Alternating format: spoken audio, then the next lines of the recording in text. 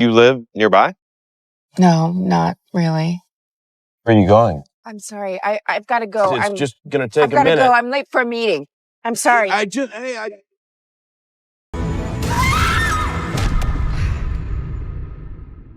Please, let me go.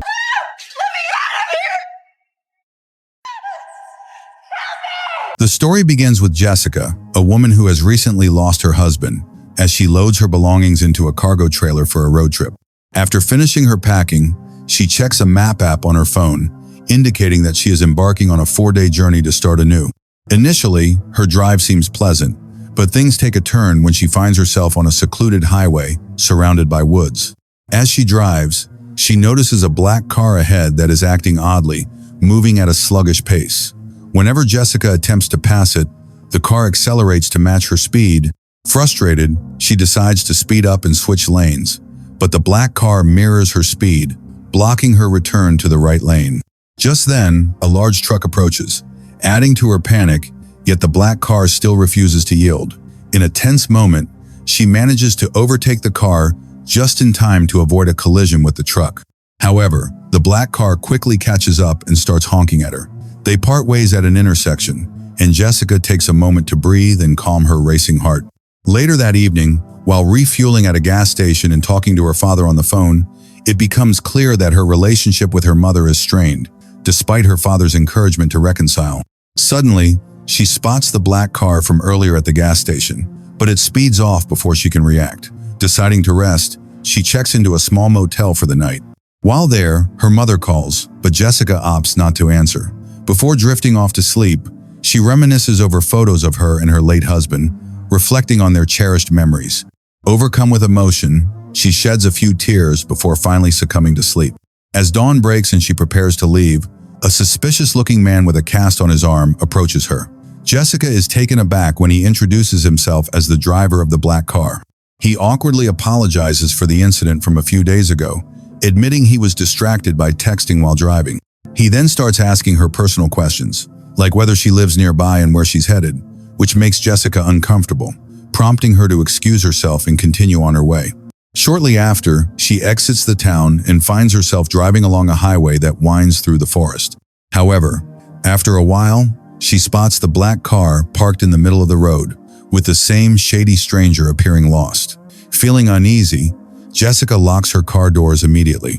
She cracks her window slightly, allowing him to explain that his car has broken down and he needs a ride to the nearest gas station.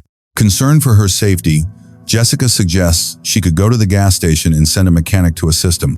The man, however, insists that she come out to help him, which raises her suspicions, leading her to accelerate and drive away. She doesn't stop again until much later that night at another gas station. While taking a break, she answers a call from her mother, who is upset that Jessica left town without informing her family.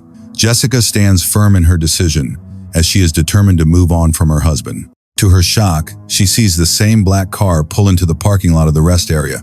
Fear grips her, and she quickly returns to her vehicle, realizing the man is following her. As expected, he approaches her window, but she drives off before he can say a word. As Jessica attempts to leave, a white van suddenly appears, blocking her way and allowing the creepy man to approach her once more. He claims he only needs to use the bathroom and accuses Jess of overreacting. Ignoring him, Jessica waits for the van to move before speeding off. She drives as fast as she can, glancing at the black car in her rearview mirror. In a moment of panic, she decides to call 911 to report that someone is following her, but frustration sets in when the operator asks for her location, which she can't pinpoint. Her anxiety escalates as the black car accelerates, but to her surprise, it overtakes her and vanishes into the darkness, revealing it wasn't the shady stranger's vehicle after all. Relieved, she informs 911 that it was a false alarm and begins to relax. However, her relief is short-lived when she suddenly loses control of her car, which veers off the road. Exiting the vehicle, she discovers that one of her cargo trailer's tires has blown out. Just then, the black car reappears, triggering her fight-or-flight response. She hurriedly detaches the cargo trailer and jumps inside her car, but struggles to start it in time. The shady stranger, tired of pretending to be friendly, shatters her window without hesitation. Jessica puts up a fight, but he overpowers her and quickly injects her with a sedative. The next morning, she awakens in an unfamiliar room with barred windows and a barbed wire fenced yard. She searches for a way out through the locked door but finds nothing useful. Soon, she hears footsteps approaching, and to her horror, it's the shady stranger. He smirks at her and coldly tells her to be quiet when she pleads for her freedom. Later that night, the man finally checks on her, illuminating the dark room with his flashlight and approaching her with a sinister grin. She desperately begs for mercy, offering him money for her release. Unmoved, he chillingly reveals that she is not the first to make such an offer, admitting to being a serial killer. In a disturbing turn, he commands her to undress, but she attempts to deceive him by claiming she needs to use the restroom. However, as she dashes for the door, he swiftly overpowers her, slamming her to the ground. He drags her to the center of the room, kneeling over her and stroking her face. Next, he pulls out her iPad, showing her a video filled with joyful memories of her and her husband. He then fixates on the wedding ring she wears around her neck, inquiring if her husband has left her. After some hesitation, she reveals that her husband took his own life, but this does not satisfy him. He forces her to confess that he shot himself and that she discovered his lifeless body. The next morning, she awakens and immediately tries the door, but it remains locked. Peering through the keyhole, she notices the key stuck on the other side. Determined, she scans the room and spots a nail protruding from a beam, which she yanks out with all her strength. She then flattens her jacket and slides it under the door, using the nail to push the key out. Once it drops, she retrieves it and prepares to escape, just as the serial killer returns from grocery shopping, compelling her to hide in the closet as he enters. She anxiously observes him through the gap in the door, striving to remain silent while he answers a phone call from his family.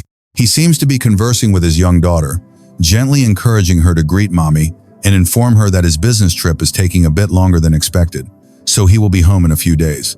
After ending the call, he makes his way downstairs to check the basement. Jessica seizes this opportunity and bolts out of the house, racing into the woods as quickly as possible.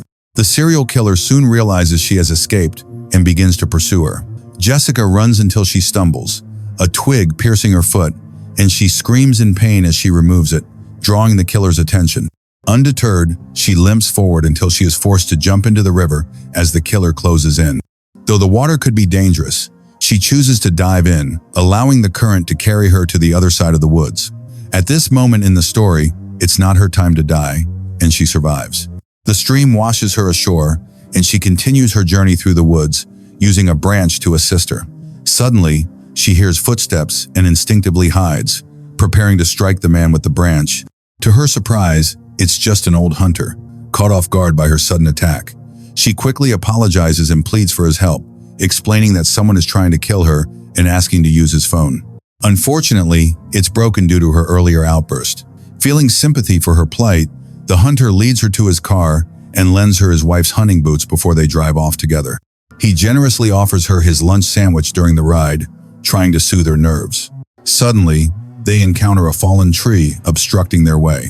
This sends Jessica into a panic as she attempts to move the tree, but it's clearly too heavy. Just then, the killer approaches, prompting the old hunter to urge Jessica to calm down. The man explains to the hunter that Jessica is his mentally unstable sister who has escaped from home, leaving the hunter puzzled. As the hunter begins to believe him, he permits the man to approach her. However, when the killer tries to seize Jessica roughly, the hunter grows suspicious and raises his gun, compelling the killer to let her go. Jessica flees into the woods while the bewildered hunter asks to borrow the killer's phone, thinking that if Jessica is indeed his sister, the police could verify his story. But things take a dark turn. The killer brutally assaults the old hunter and finishes him off with a hunting rifle. Meanwhile, Jessica runs deeper into the woods as the armed killer searches for her. As night descends, Jessica finds a moment of respite by a rock amidst the raging storm. Unfortunately, the killer is close by, scanning the area with his flashlight. Just when she thinks it's safe to move, he reveals himself and shoots her in the leg. Despite the pain, Jessica manages to evade him, hiding under some bushes as he continues his search.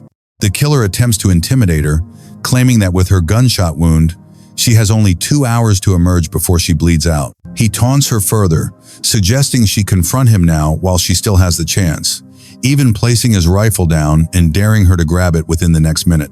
He relentlessly mocks her, even going so far as to bring up her deceased husband, calling him a coward to provoke her anger. As Jessica remains hidden, his impatience grows. He starts shouting that he will come for her.